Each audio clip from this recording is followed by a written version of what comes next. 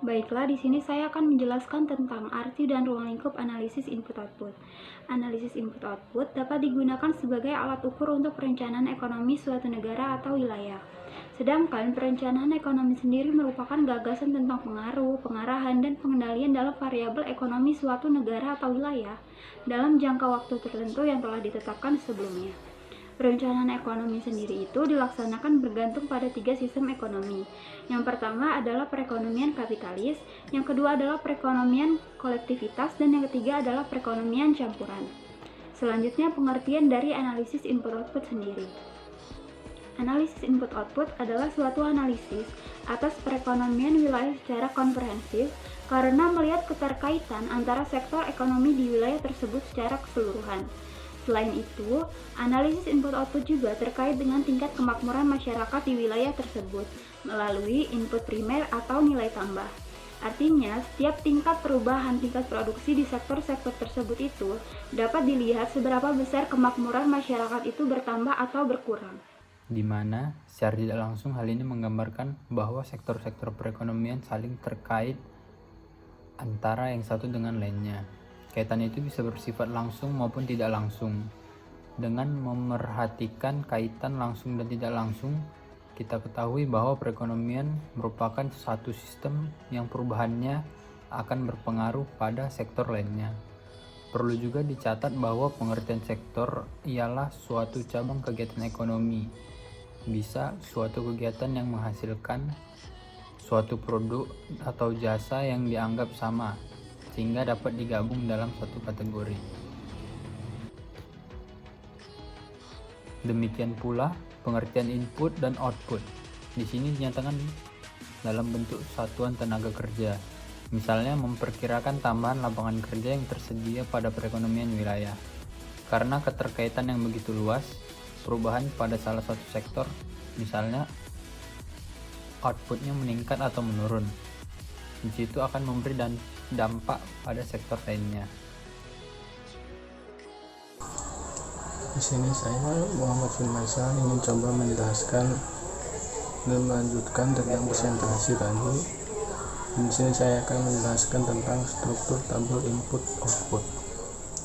Struktur tabel input output itu dibagi menjadi 4. Yang pertama ada kuadran transaksi antar industri.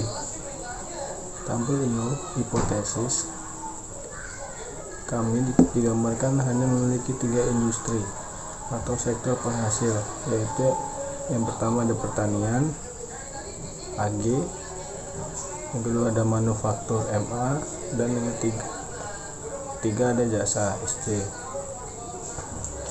Dan yang selanjutnya yang kedua ada kuadran permintaan akhir. Beberapa dari keluaran yang dihasilkan disuplai untuk penggunaan akhir akhir keduanya di dalam ekonomi untuk konsumsi rumah tangga. C. Saya sebagai barang investasi. Saya dan untuk pemerintah gunakan. G. Saya dan untuk memenuhi permintaan luar negeri sebagai ekspor kita. X. Saya komponen permintaan akhir ini dicatat di kuadran timur laut. Yang ketiga ada kuadran nilai tambah industri. Selain pasar barang dan produk setengah jadi, terdapat juga pasar faktor atau pasar input primer. 3 produksi yang kami miliki. Yang pertama ada tenaga kerja, kedua ada modal, dan ketiga ada sumber daya alam, termasuk layanan mereka baik ke sektor produksi maupun ke sektor penggunaan akhir. Pembayaran faktor oleh industri produktif atau nilai ditambahkan memperoleh faktor-faktor ini dari setiap industri produktif dicatat sebagai pendapatan di kuadran barat daya. Dan yang terakhir yang keempat yaitu kuadran nilai tambah permintaan akhir. Selain EVA industri, ada juga pasokan langsung layanan faktor ke unit permintaan akhir, seperti pekerjaan kepada pemerintah, unit pegawai negeri di bawah G dan pekerjaan rumah tangga di bawah kolom C. Selanjutnya, manfaat atau kegunaan analisis input-output. Manfaat yang pertama, untuk menggambarkan kaitan antar sektor, sehingga memperluas wawasan terhadap perekonomian wilayah. Dapat kita lihat bahwa perekonomian wilayah bukan lagi sebagai kumpulan sektor-sektor, melainkan merupakan satu sistem yang saling berhubungan. Perubahan pada salah satu sektor akan langsung mempengaruhi keseluruhan sektor, walaupun perubahan itu akan terjadi secara bertahap. Manfaat yang kedua yaitu dapat digunakan untuk mengetahui daya menarik dan daya dorong dari setiap sektor, sehingga mudah menetapkan sektor mana yang dijadikan sebagai sektor strategis dalam perencanaan pembangunan perekonomian wilayah. Manfaat yang ketiga dapat meramalkan pertumbuhan ekonomi dan kenaikan tingkat kemakmuran.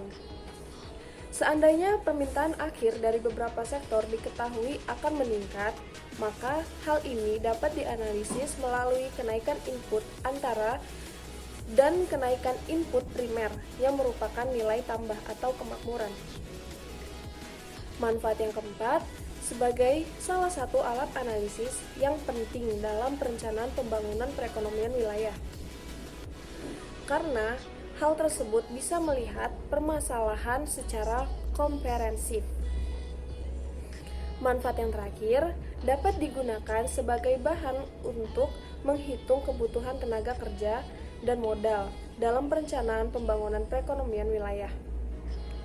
Seandainya inputnya dinyatakan dalam bentuk tenaga kerja atau modal.